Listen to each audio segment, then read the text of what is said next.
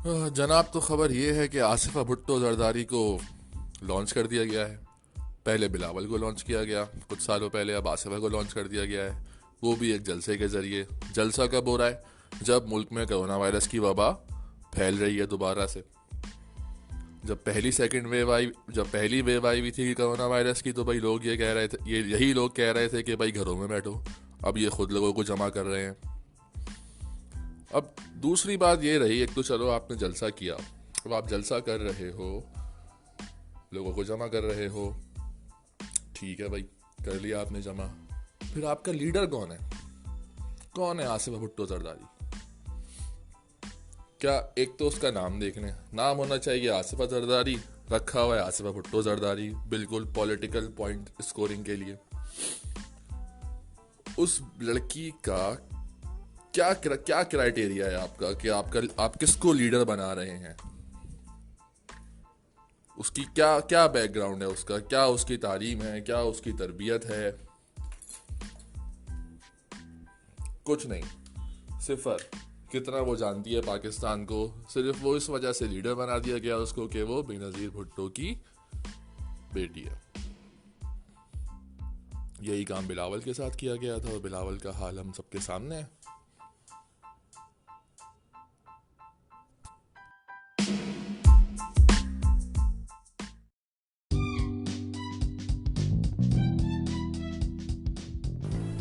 चले, हो सकता है आसिफा भुट्टो पढ़ी लिखी हो, लेकिन क्या है उसको experience?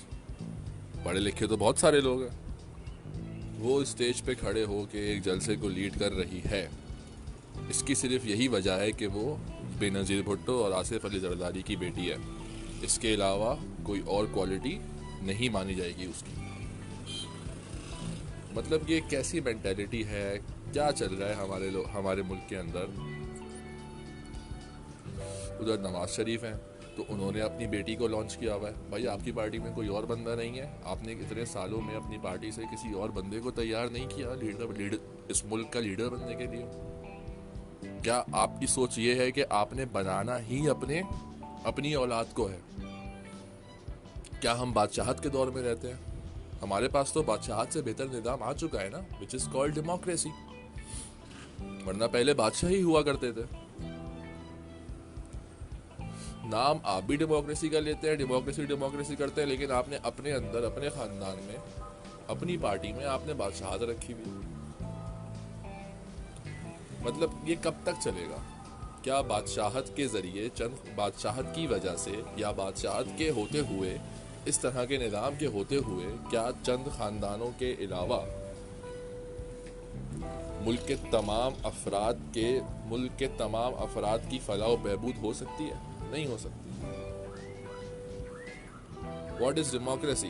Government of the people, by the people, for the people. लोग खुद चुनते हैं अपना लीडर, लीडर मुसल्लत नहीं किया जाता। खैर यहाँ पे तो लोगों का भी मसला है। पाकिस्तान के लोगों में आवाम में भी शऊर नहीं है।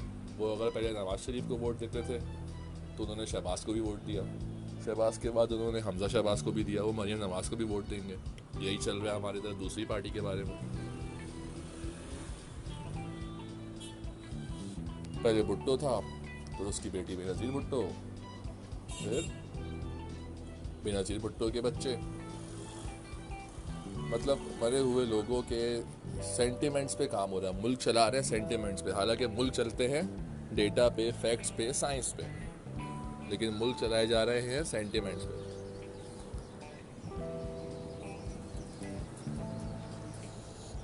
बेनज़ीर भुट्टो को शहीद किया गया, उसको भी सही तरीके से कैश किया जा रहा है।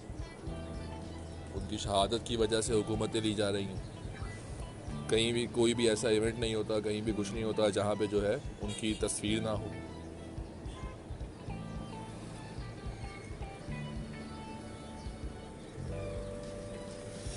दूसरी तरफ आप देखें ज़रा इन बच्चों को।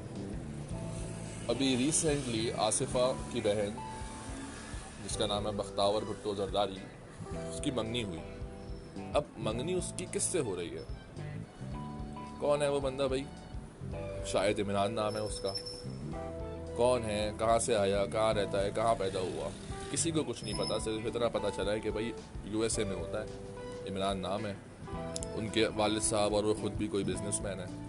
अब ये ऐन मुमकिन है कि इस बंदे के पास पाकिस्तान की नेशनैलिटी भी ना हो, ऐन मुमकिन है। ये शायद पैदा ही वहीं पे हुआ हो, इसके अब्बू शायद पाकिस्तान के नेशनल हो और वहाँ चले गए हों।